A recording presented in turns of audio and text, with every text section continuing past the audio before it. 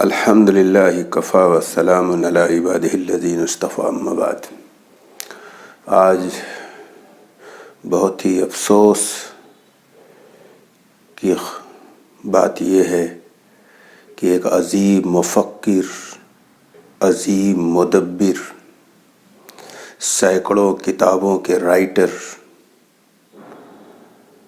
اور یہ کہا جائے کہ دنیا میں اپنی مثال آپ تھے، مولانا وحید الدین خان صاحب اس دنیا میں نہیں رہے۔ وہ ایک غیر معمولی شخصیت تھی۔ وہ اس زمین پر عالم اسلام کے ایک بہت بڑا سرمایہ تھے۔ پورے عالم اسلام میں بہت بڑا ایک نقصان ہوا ان کے جانے سے، کہ ایسی شخصیتیں صدیوں کے بعد پیدا ہوتی ہیں۔ ایسے لوگ دنیا میں اللہ کی بہت عظیم نعمت ہوا کرتے تھے۔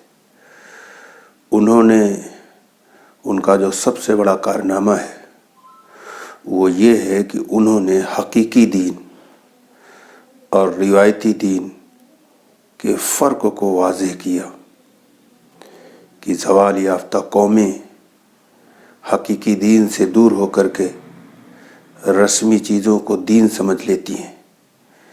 اس پر انہوں نے بہت لکھا، اور ان کا سب سے بڑا کمال یہ تھا کہ کئی گھنٹے کی بات کو ایک جملے میں کہہ دیتے تھے۔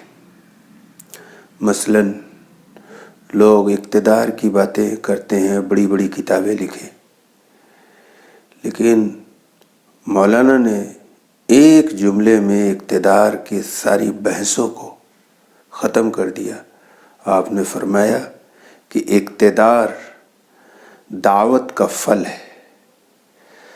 اگر دعوت کا کام چھوڑ کر کوئی اقتدار کا خواب دیکھ رہا ہے تو ایسے ہی جیسے باغ لگائے بغیر پھل کھانے کی تمنا کرنا۔ مولانا نے پوری زندگی میں اس پر زور دیا کہ اس زمین پر ہمیں آخرت رخی زندگی گزارنا چاہیے، آخرت اورینٹڈ، گاڈ اورینٹڈ، اور یہ اس کا عملی نمونہ بھی تھے۔ ان کے اندر عاجزی، انکساری، اللہ کی عظمت و بڑائی کوٹ کے بھری ہوئی تھی، ٹپکتی تھی۔ اور اللہ کے لیے جینا یہ تو کتابوں میں بہت پڑھا ہے، لیکن پریکٹیکل مولانا کی زندگی میں دیکھا کہ وہ اللہ کے لیے پوری زندگی اپنی لگا دیا۔ 3 چیزوں پر انہوں نے خاص طور سے زور دیا۔ ایک تو حقیقی دین اور روایتی دین، اور دوسرے آخرت رخی زندگی گزارنا کیسے ہوتا ہے، اس کو انہوں نے بہت صاف انداز میں واضح کیا۔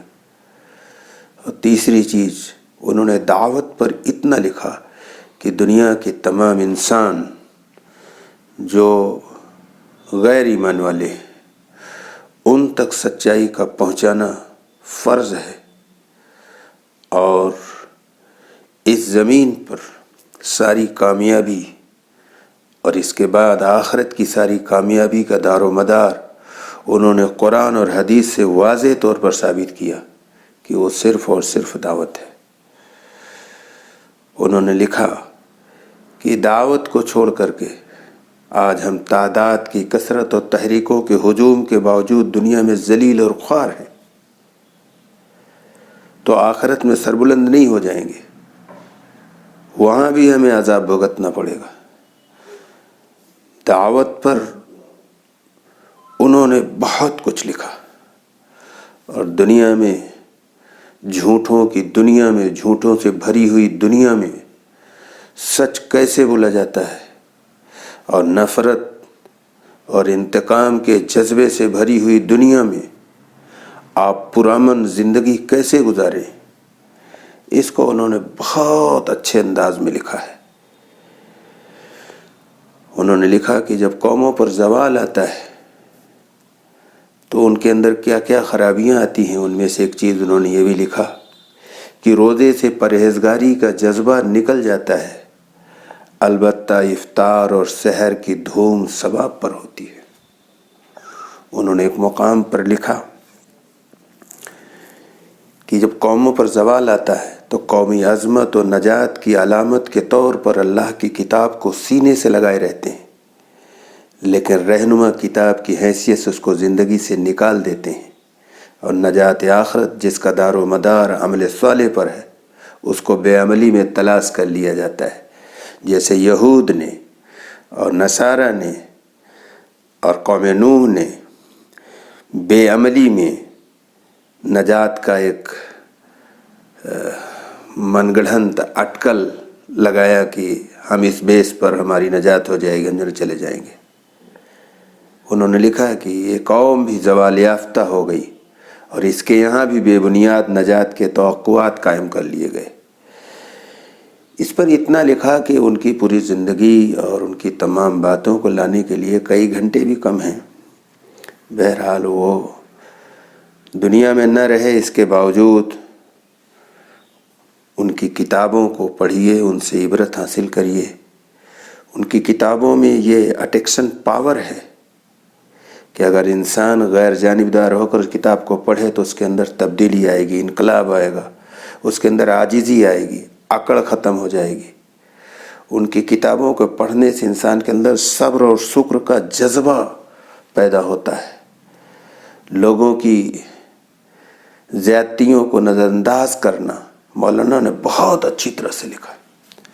اللہ ہم سب کو ان کی کتابوں کو پڑھنے کے اور ان کے مشن کو آگے بڑھانے کی توفیق عطا فرمائے، اور ان کے اہل و عیال کو صبر جمیل عطا فرمائے۔ وما علینا الا البلاغ۔